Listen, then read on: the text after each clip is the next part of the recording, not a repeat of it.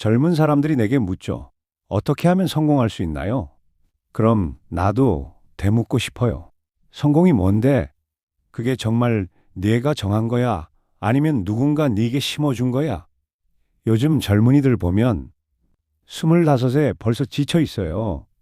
이력서 쓰고, 면접 보고, 승진하고. 그런데 어느 순간 이런 생각이 들죠. 이게 다야? 내가 이걸 위해 지금까지 달려온 거야?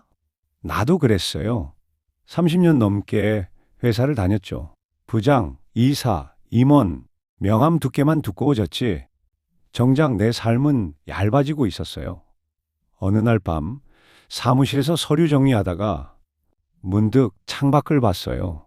달이 참 밝더군요.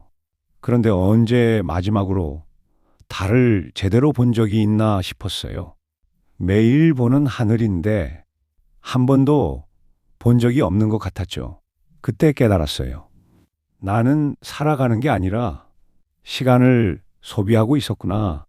사람들은 돈을 벌어야 한다고 하지만 사실 우리는 시간을 팔고 있어요. 시간은 되돌릴 수 없는데 우린 그걸 너무 쉽게 팔아버리죠. 마치 무한정 있는 것처럼. 어머니가 돌아가시기 전 병상에서 이렇게 말씀하셨어요. 넌 참 착하게 살았어. 그런데 행복했니? 그 질문에 대답할 수가 없었어요. 착하게 산 건 맞아요. 부모님 말씀 잘 듣고 열심히 공부하고 좋은 회사 들어가고 가족 부양하고. 그런데 그게 나의 삶이었나요? 아니면 해야 하는 삶이었나요? 은퇴하고 나서야 처음으로 나 자신과 마주했어요.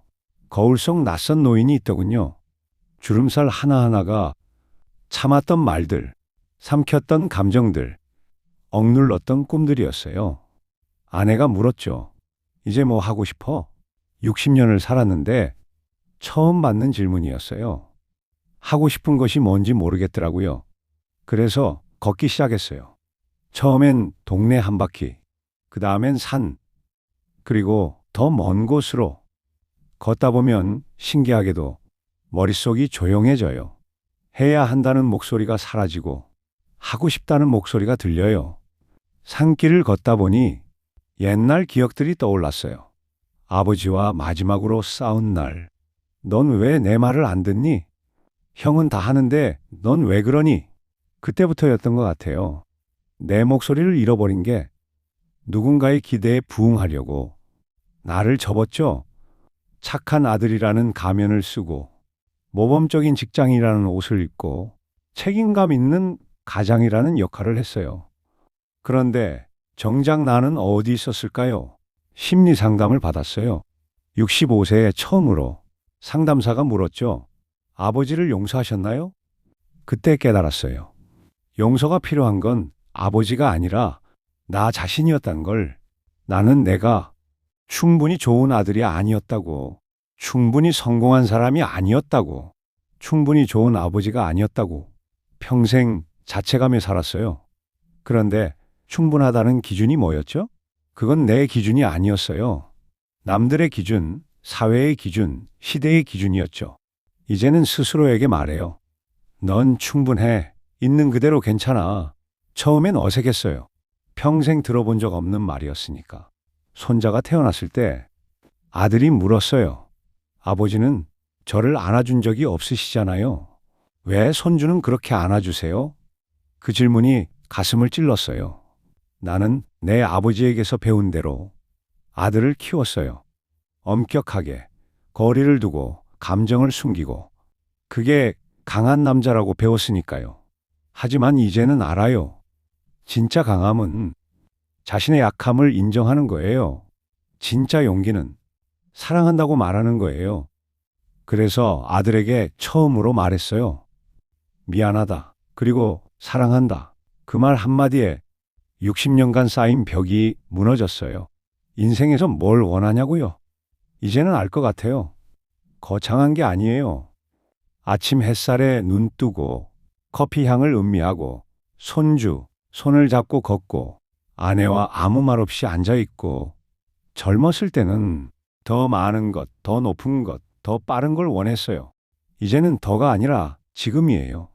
지금 이 순간이 내가 가진 전부예요. 과거는 이미 갔고 미래는 아직 안 왔어요. 지금만이 진짜예요. 산에 올라 바람을 맞으면 내가 얼마나 작은 존재인지 느껴져요. 하지만 동시에 이 광활한 우주의 일부라는 것도 느껴져요. 나무 한 그루도 쓸모가 있어요. 풀 한 포기도 의미가 있어요. 그렇다면 나도 여기 존재하는 것만으로 충분하지 않을까요? 젊은이들에게 해주고 싶은 말이 있어요. 성공의 사다리를 열심히 오르되 그 사다리가 제대로 된 벽에 기대어 있는지 확인하세요.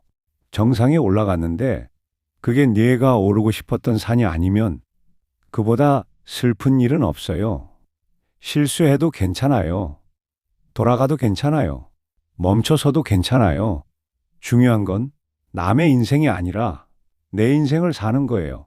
나는 이제 매일 아침 눈을 뜨면 감사해요. 또 하루를 선물 받았다고. 이 하루를 어떻게 쓸지는 이제 내가 정해요. 인생은 짧아요.